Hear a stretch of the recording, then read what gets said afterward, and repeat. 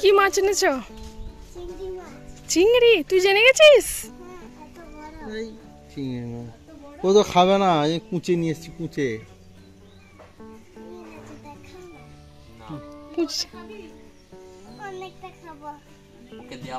এই দেখো চিংড়ি তো মনে হচ্ছে। চিংড়ি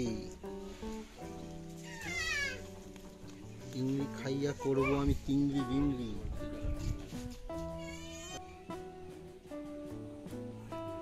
মানে শিব ঘরে নিত্য পূজা হচ্ছে।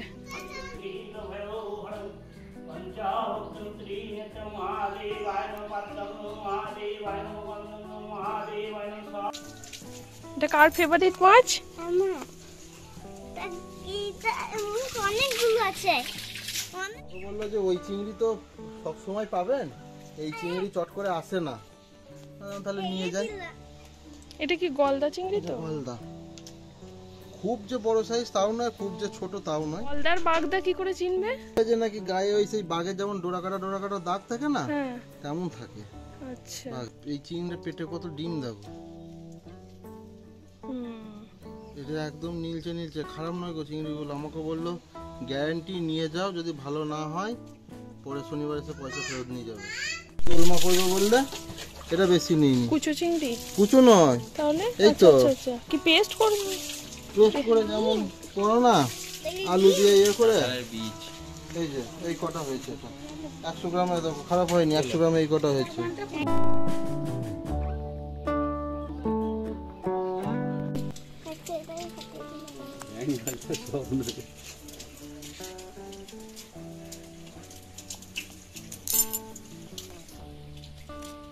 জলে দিলে নড়বে তো কি?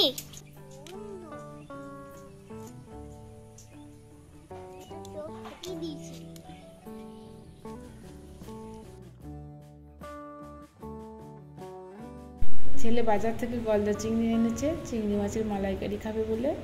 তো আজকে আমি এই চিংড়ি মাছের মালাইকারি রেসিপিটা আপনাদের সঙ্গে শেয়ার করব।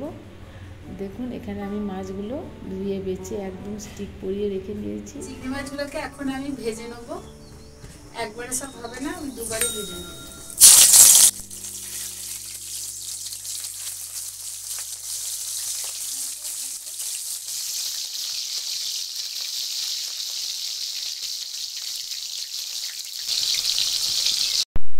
মাছগুলো বেছে নিয়ে আমি স্টিক পরিয়ে রেখেছি যাতে মাছগুলো বেঁকে না যায়। আর এই স্টিকগুলো যে কোনো স্টেশনারি দোকানে পেয়ে যাবেন। একবার কিনে রাখলে এগুলো বহু রেসিপিতে ব্যবহার করতে পারবেন। চিংড়ি মাছের কালার আসার জন্য হালকা হলুদ দিয়ে দিয়েছি। চিংড়ি মাছ খুব একটা কড়া করে ভাজবো না, একটু হালকা করেই ভেজে নেব। অল্প রং ধরলেই তুলে নেব, বেশি করে ভাজলে এটা শক্ত হয়ে যাবে।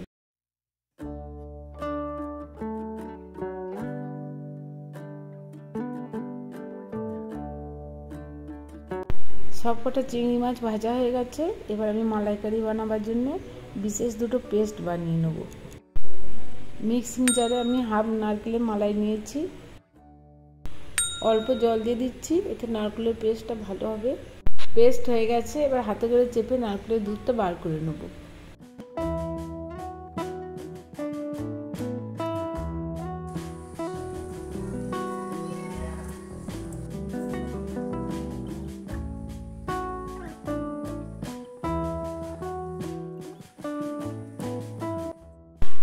এবার আমি দ্বিতীয় পেস্টটা বানিয়ে নেব। এখানে 8টা মতো কাজু বাদাম দিয়ে দিচ্ছি। ছোট চামচের 1 চামচ সরষে দিয়ে দিলাম। মালাইকারিতে সরষে দিলে স্বাদটা দ্বিগুণ হয়ে যায়। বড় চামচের 1 চামচ দই দিলাম, এতে কালারটাও ভালো আসে আর টেস্টও খুব ভালো হয়। বাটিতে আমি ঢেলে নিচ্ছি।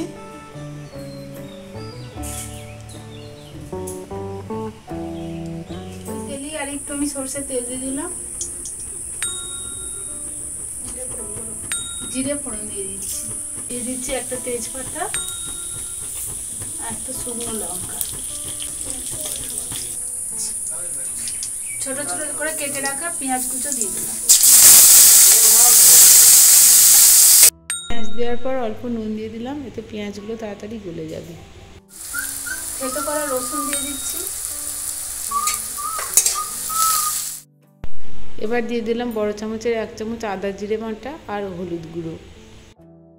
খুব ভালো করে কষাবো, তারপর দিয়ে দেবো ধনে গুঁড়ো।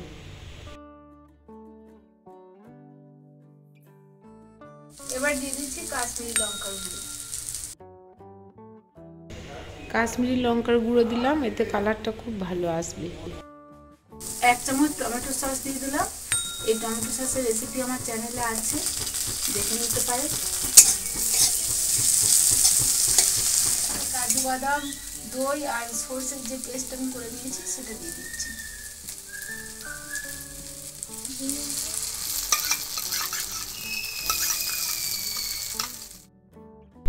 পেস্টটা দেওয়ার পর ততক্ষণই কষাতে হবে যতক্ষণ না মশলাটা থেকে তেল ছাড়ে। দেখুন তেল ছেড়ে এসেছে আর কালারটাও দেখুন সাদা থেকে লাল হয়ে গেছে। এখন আমি নারকেলের দুধটা দিয়ে দেবো।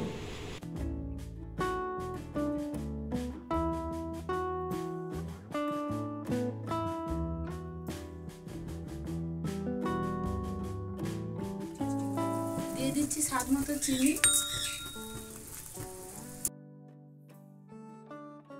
একটু ফুটতে দেবো, তারপর চিংড়ি মাছগুলো দিয়ে দেবো। চিংড়ি মাছগুলো দিয়ে দিচ্ছি। এই সময় যদি প্রয়োজন মনে করেন তাহলে একটু জল দিতে পারেন।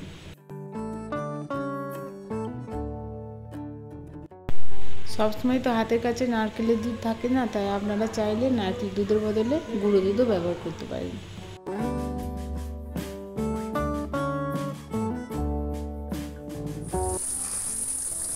লঙ্কা দিয়ে দিলাম। তেলটা দেখুন সাইডে সাইডে ছেড়ে এসেছে। এখন আমি 2 এলাচ আর দারচিনি গুঁড়ো করে দিলাম। সব শেষে দিয়ে দেবো 1 চামচ গাওয়া ঘি, এতে মালাইকারির স্বাদ ও গন্ধ খুব ভালো আসবে।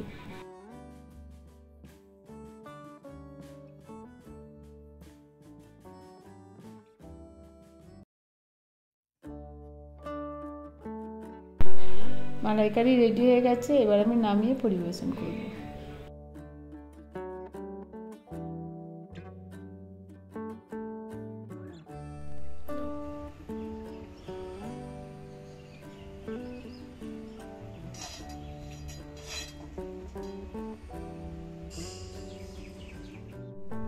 তৈরি হয়ে গেছে চিংড়ি মাছের মালাইকারি। ভালো লাগলে লাইক, শেয়ার, কমেন্ট করবেন আর সাথে থাকতে সাবস্ক্রাইব করবেন।